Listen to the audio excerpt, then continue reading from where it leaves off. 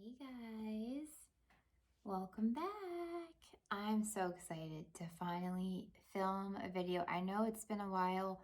This has been a video I've been wanting to film for a really long time, actually, because it's important. It's so important. And I've learned a lot recently. And, the information I'm going to share today, yes, is from my own personal experience.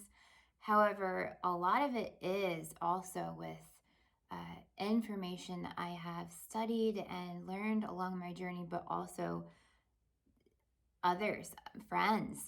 It's really just for other friends as well that have had these experiences. And it's amazing how they're so similar and line up. So, just of course, like always, take what resonates and leave what doesn't. But I want to talk about connections today, relationships, and in particular, the karmic relationships and soulmates, and what really is the difference between the two. So, I'll try and make this video as quick as possible, but it's probably going to be a slightly longer video just because it's a lot of information to go over, but I'm really speaking from my heart and it is very interesting. So let's get into it. Now, when it comes to the differences, there is a really, really big one I want to mention. And the difference between a karmic partner and a soulmate is that with a karmic partner, there is no spiritual connection. While there may be a connection and even a love, it isn't, the spiritual connection isn't there. It's void. And you definitely for sure get a spiritual connection with a soulmate. Now, when it comes to soulmates, what I've recently discovered is that there are different levels of soulmates. And, like like most things in life, there are different levels, different timelines, but soulmates are not just romantic, they're also plutonic, family members, neighbors, teachers, and all that. But today I do want to talk about romantic partners and soulmates. So, when it comes to soulmates, you definitely have different levels of soulmates because there's something called soul fragments. So, soul fragments they don't have to just relate to soulmate connections, just in general. When we have a memory or an experience that, let's say, is more intense, deep, for example, it is still somewhere else because we're all connected by energy cords, and some energy cords are stronger than others. So the energy cords, for example, with someone that you loved or were married to, that is a much stronger energy cord versus someone that you just meet on the street and you have a sudden connection with, for example. So I want to inform you of that. They're very real. So, for example, I personally believe that this isn't just our only life. I've had multiple lives. I don't remember any of my past lives, and I actually don't want to. I want to keep it a mystery, but I definitely believe that this is not the first time my soul has been here. And I've been shown that through many like signs and many synchronicities and experiences that I've existed in another life. And what's really amazing is that with soulmates, it is instant connection. And it's very distinct. So you know that you're in the presence of a soulmate when, oh my gosh, you just instantly connect. And it's almost like you feel as if you picked up where you left off because you have. And it doesn't matter if you remember your past life or not. I personally choose not to. I know some people like to do past life regression. I don't, but I know that when I've met a soulmate, it is just, I feel as if I've known that person for years. So I have experienced more friendships, soulmate connections. Romantic ones have been very, very few, rare. So I will say that, yeah, you definitely get that instant, just is if you're just picking up where you left off, and there's never a dull moment, with a soulmate connection. And then you have levels of soulmates. And that level really, a part of it does, I feel, depend on where you are on your journey. Of course, we're all different, we're all on different paths. But, if you are an old soul, then there is a good chance that you're experiencing a spiritual awakening now, or already have, and you would consider yourself a more spiritual person. And really, you only experience true soulmate connections, the really deep ones, higher level ones, once you have awakened and you've awakened spiritually. So, these aren't the type of connections that you can really talk about with everyone, because not everyone is awakened yet. We're going through an ascension process on earth, but not everyone is there. So you may experience as if, man, this is crazy and no one understands it. It's because that really is true. And what I will say is that no matter what kind of connection you have, karmic partner or soulmate, there are lessons to be learned with it. And what I've been doing really is looking inward within all my connections, and saying, well, what within me is reflecting out, with this connection. It's really beautiful. These are very, the soulmate connections are very intense. So when it comes to karmic partners, you don't have that spiritual connection with them. Karmic partners are here to teach us the really harsh lessons in life. They're very important, though. We pretty much, most of us have experienced karmic partners. They're super common, and they're also very distinct. So karmic partners are going to be the ones like, okay, you marry a guy for money, or you're in a relationship with a woman for money or for sex, or just physical attraction. It's very egoic, it's ego based. It's usually an ego based relationship, and or it's very uh it's bound by a lot of wounding. So a lot of wounds come up in these relationships, and there are wounds deep within us that need to be healed, that come up to be transmuted and healed through this relationship. So oftentimes, these are the ones that are very toxic. They're known to be toxic because it's as if it's the only way we can learn these lessons. So these are the relationships where someone's gonna slash your tire. I don't mean to laugh, but someone could slash your tire. Someone could steal from you, cheat on you. Lots of lying, that's super common. Abuse is super common. Bringing out the very harsh, toxic things within you, like alcoholism, drug abuse, just so much of the darkness. And it's not pleasant, but it is needed. And, these connections are important too.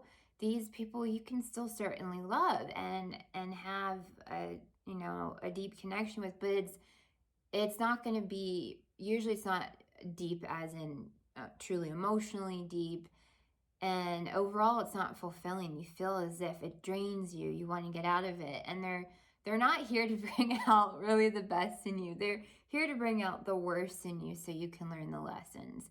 And they're the type of relationships that you just experience a lot of suffering with, and it's very unpleasant. So they're not the type of people that you want to marry, and many do, actually. Many people marry karmic partners, but it's full of suffering, truly. So I will say that if you've experienced this type of relationship, you're not alone. They're super common, they're super necessary, they're not fun, But they teach us the really harsh lessons that we need to learn. And you know what? After these relationships, we come out as warriors, truly. So those are karmic partners.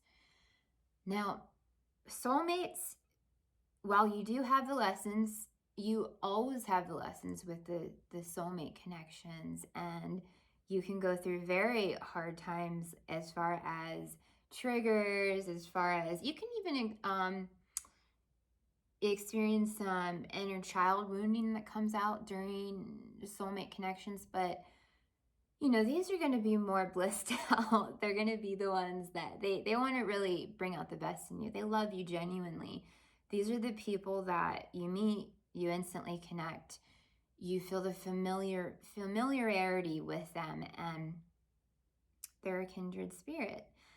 And they want to see you succeed, and they really, like, deep down are rooting you on. And often these connections, you just have this you really feel this love with them that is in this emotional depth. Now, as far as the levels of soulmates, well, there could be a level of soulmate as in someone who comes in and they're really just more short term, as far as you have the instant connection, of course, but it only goes so far. But it's still very profound, it's definitely still spiritual, and then they leave your life.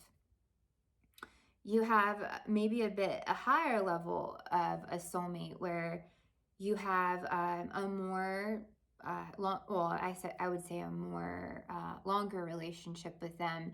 You can dive deeper with them, and you have the romance and the passion and the emotional connection and all of that. And then you grow each other spiritually, pretty deeply.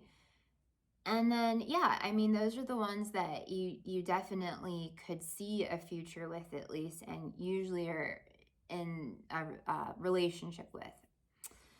Then you go to a higher level soulmate, and you start experiencing very supernatural things, such as heart chakra activation. Even if you don't know what that is and have never experienced it, you just know you've never felt this way before.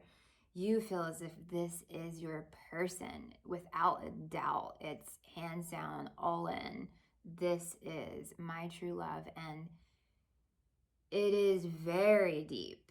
And you experience things that you just didn't even know existed. You didn't know that you could have this kind of connection. So, examples of things that can happen with people is often you start, your gifts open up at that point, and that person helps you to activate those gifts. So often you will experience one or all of these things. So heart chakra activation is definitely one of the most common and beautiful, where you just have this ecstasy of love, and it's warm and it permeates from your heart, and you have never even tapped into that before. It's because of that person. And the soul fragments, that I had talked about earlier. Well, the reason you feel very at home with this person and whole with them, because you have had, very, very likely, you have had past lives with them.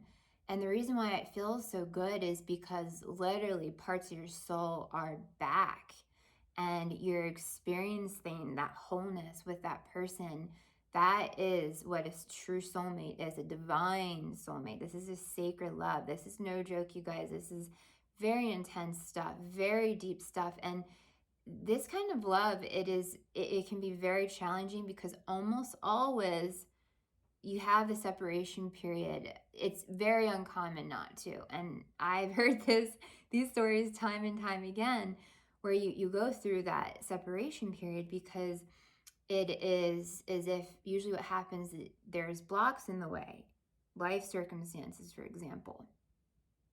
And it just feels so unjust, because you just, this is your person, and you've been so, like, famine almost without this love that you've yearned for since you were a child, and you've had relationships and partners along the way, and it's just you still have had this yearning, and then all of a sudden when this person comes in, it's gone. And you feel like you can breathe again, and your heart opens up, and then you lose them, and it is so devastating.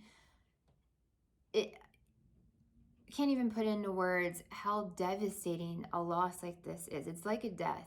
Seriously, like it is. And I've experienced this before. And if you have experienced this, then you're not alone. And what you're going through, if you're in separation, it's normal. It's normal to experience this level of despair if you've had this kind of connection. So you just, again, it just feels so unjust that these people, places, and things are keeping you apart after this is like the love that you've dreamed of, basically. And then your ego tries to figure it out. You get in your mind, and the ego tries to make sense of it too. That's another thing that causes the separation. And I have to say, this is very important. One of the main causes of separation with this kind of connection is the ego, is pride. And it comes from one or both parties. And it is super common.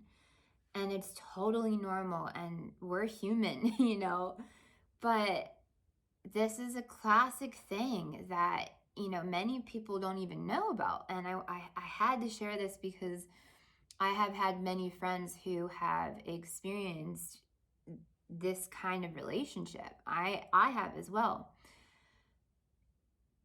You go through these things to bring you back home to your soul. This is a tough lesson I have had to learn, and I recently learned it, and it was very challenging, but it did just that. And you just know, if you're in this, you will come out the other side, whether you're with this person or not. So yeah, the soulmate connections, you totally can experience challenging times, but there is that love, that deep connection that, you just feel ultimately on a soul level, you feel safe with this person. And it's much, much different than what you get with a karmic partner, for sure, because it's heart centered. It is not ego centered. But what happens often as humans when we're going, especially when we're on the spiritual journey, our ego tries to get in the way, and it could result in us not being vulnerable with expressing ourselves, how we truly feel, and also trying to figure it out in our minds, overanalyzing it, and so forth. Super normal. And it is a connection that's not meant to be ego based. It's meant to be heart based, and when the ego gets in the way, that's when the separation happens usually. So that is what I wanted to express, but with the deeper soulmate connection. But with the deeper soulmate connection, it is, you can tap into things with this person that you just can't, like telepathy and dream traveling and things you never knew were even possible and to experience in this life. You can experience that, and it's so beautiful, you guys. And it's so worth fighting for. And it is not like, oh, we have to do all of this work and this and that just to be in this connection. It doesn't have to be that way. It could be just, from what I've learned, is just really little by little making just good changes and tuning into my soul and what I really need and want, rather than letting my ego just run the show completely. And little by little, just doing the best I can to be the best person for myself, and it figures itself out. It's really pretty simple. Our minds and our ego try to overcomplicate it, but this is like a epic love, you guys. And I will say that if you're experiencing something like this or have,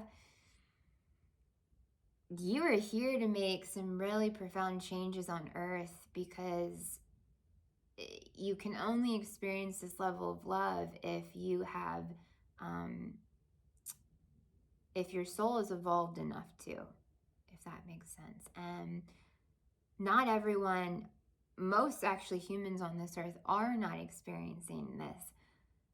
And that's why you can't really explain it to most people because they don't understand it. And they don't understand the longing, the depth of the heartache.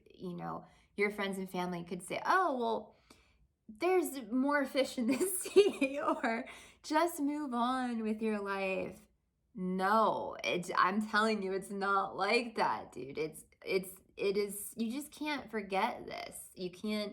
It's not a type of love that you just get over like that. I know for me, I know this is a vulnerable share, but since my sacred connection that I experienced, I can, like, I have not, I've been celibate by choice because I have really gone through it, and it just feels as if I just can't. I really just can't. And it's out of respect for this love and for myself. And most people who have experienced this, men and women, have said they have gone through a long period of celibacy, a long period of not dating because they're not interested.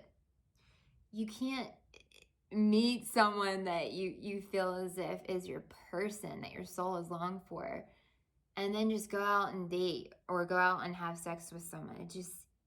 It just doesn't work like that. Your heart can't do it.